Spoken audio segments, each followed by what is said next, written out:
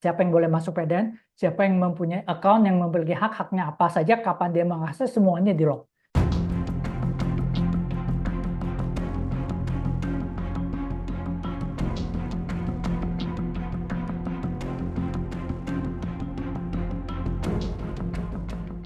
Serangan ransomware terhadap PDN.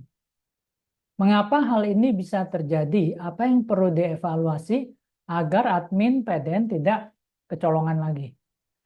Ransomware biasa menyerang mereka mengeksploitasi celah keamanan. Atau dia masuk melalui remote desktop program yang lemah yang tidak diamankan dengan baik. Tapi harusnya kalau untuk level PDN, harusnya untuk pengamanan remote desktop itu harusnya sudah oke ya. Saya rasa kemungkinan terjadi ada celah keamanan yang belum sempat ditambal, yang baru ya, zero day vulnerability, lalu penyerangnya mengirimkan skrip dan skripnya jalan langsung mengencrypt semua virtual mesin yang ada di PDN sehingga mengakibatkan chaos seperti ini. Jadi bagaimana supaya tidak kecolongan lagi kalau dalam hubungan dengan vulnerability ya, sistem PDN itu apakah pakai virtualisasi itu harus pastikan selalu terupdate. Jadi jangan sampai ada celah keamanan baru tidak sempat ditutup lalu bisa dieksploitasi. Itu akan menyebabkan servernya bisa diambil alih dan melakukan banyak hal yang merugikan PDN dan merugikan Indonesia. 2. Apa antisipasi yang bisa dilakukan pemerintah supaya hal ini tidak terjadi lagi?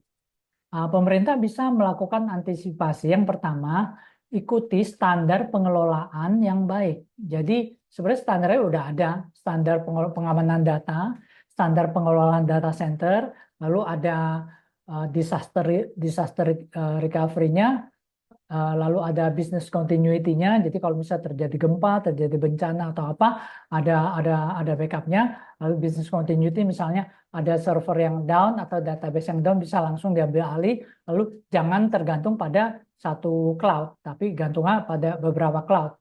Dan belajar dari pengalaman ini, mungkin setiap lembaga dan institusi yang memanfaatkan PDN disarankan memiliki backup sendiri. Apakah backup-nya di lokasi on-site dari kementeriannya, atau dia lakukan backup di cloud dengan cold storage backup. Nah, hal ini bisa cepat secara otomatis bisa melakukan recovery jika terjadi hal yang sama di kemudian hari di PDN.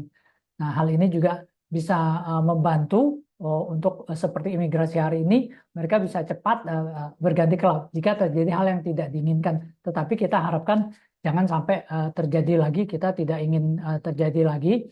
Lalu dari PDN menjaga lognya sedemikian rupa, apakah lognya disimpan secara terpisah sehingga jika terjadi insiden yang serupa atau insiden lainnya, dari log itu bisa ketahuan siapa yang masuk, siapa yang melakukan apa, lalu apa yang pertanggungjawabannya. Lalu akses kontrolnya juga harus dilakukan dengan luar biasa.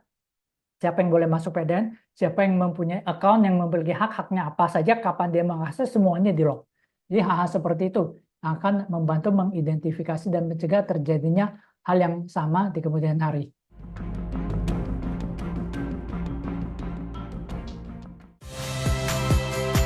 Saya Valentina Sitorus. Saksikan program-program Kompas TV melalui siaran digital, pay TV, dan media streaming lainnya. Kompas TV, independen, terpercaya.